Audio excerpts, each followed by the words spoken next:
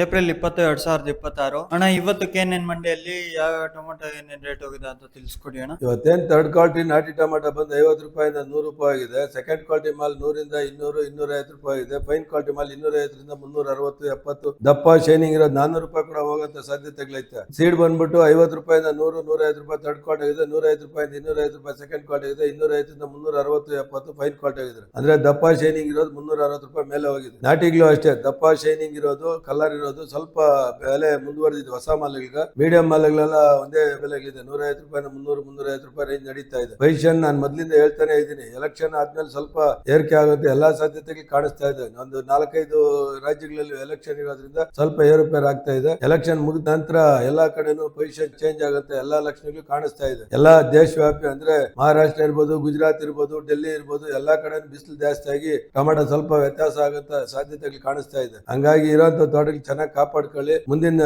ದಿನಗಳಲ್ಲಿ ಒಳ್ಳೆ ಬೆಲೆ ಸಿಗತ್ತೆ ಅಂತ ನಿರೀಕ್ಷೆಯಲ್ಲಿ ರೈತರಿದ್ದಾರೆ. ನಿರೀಕ್ಷೆ ಹುಸಿ ಆಗೋದ್ ಬೇಡ, ಒಳ್ಳೇದಾಗತ್ತೆ, ಸಕ್ಸಸ್ ಆಗತ್ತೆ ಅಂತ ಹೇಳೋದಕ್ಕೆ ಇಷ್ಟಪಡ್ತಾ ಇದ್ದೀನಿ.